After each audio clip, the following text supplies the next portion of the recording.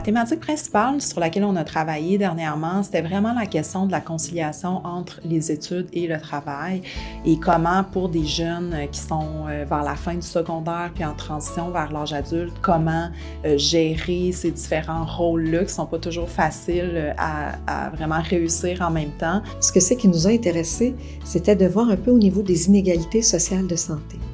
Donc, de voir un peu c'est quoi les embûches qui peuvent être à travers, finalement, leur cheminement. Et comment est-ce que ces jeunes-là les traversent.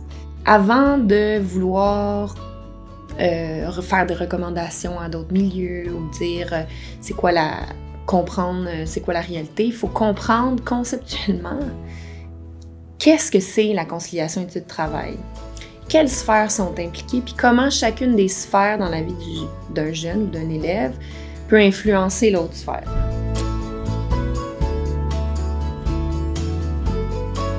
Je pense que c'est vraiment né d'un désir de collaborer avec nos collègues qui sont proches de la réalité des milieux pratiques.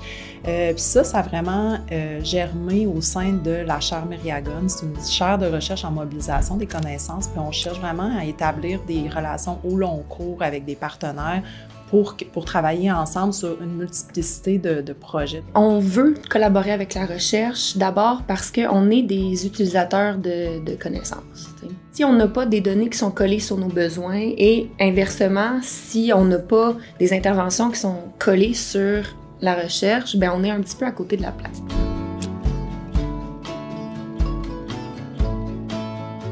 Il y a une courtière de connaissances qui travaille au sein du centre. Puis nous, on est allé cogner à sa porte là, pour dire, bien, on aimerait ça établir une collaboration, qui on pourrait approcher. Puis elle, au fond, elle avait un pied dans le monde universitaire et aussi auprès de nos collègues du CIUS Centre-Sud, puis de la Direction régionale de santé publique. Donc, elle a travaillé avec les collègues là-bas pour identifier les bonnes personnes. L'autonomie qu'on a pu avoir puis la confiance de notre gestionnaire a vraiment permis que c'est comme s'il n'y avait pas de limite, c'est nous autres qui établissaient les fonctionnements de la collaboration, puis ça a vraiment facilité. Ça a été plus organique et naturel.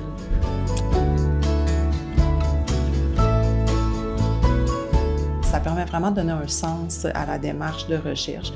Le fait d'avoir des collaborations proches avec des partenaires comme la DRSP, bien, je trouve que ça élargit les considérations qu'on a quand vient le temps de choisir des projets pour faire les meilleures décisions possibles et avoir des projets qui puissent avoir vraiment les plus grandes retombées dans la pratique.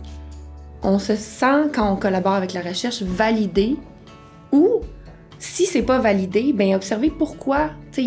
Ça mène la discussion plus loin que seulement dans nos observations. Ça porte une lunette qui est différente.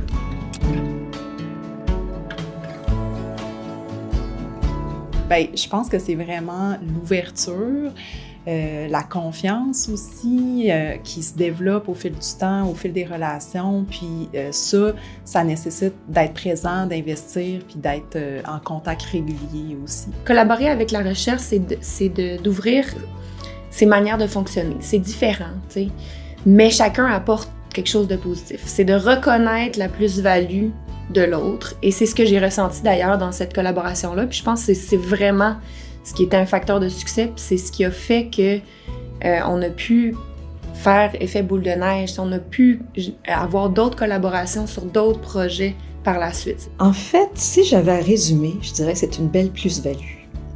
C'est que de fois en fois, on apprend de plus en plus à se connaître, à se faire confiance, et la collaboration, elle est encore plus grande, elle est encore plus fluide.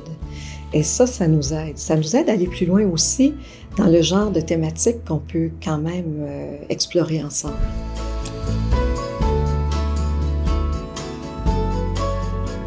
Là, on remarque que dans notre pratique, dans d'autres projets, ça serait tellement plus avantageux de collaborer avec la recherche, non seulement pour avoir des données qui sont probantes, mais aussi, je dirais à l'inverse, pour que peut-être la recherche s'oriente sur des besoins qui sont ancrés dans la réalité des utilisateurs de connaissances.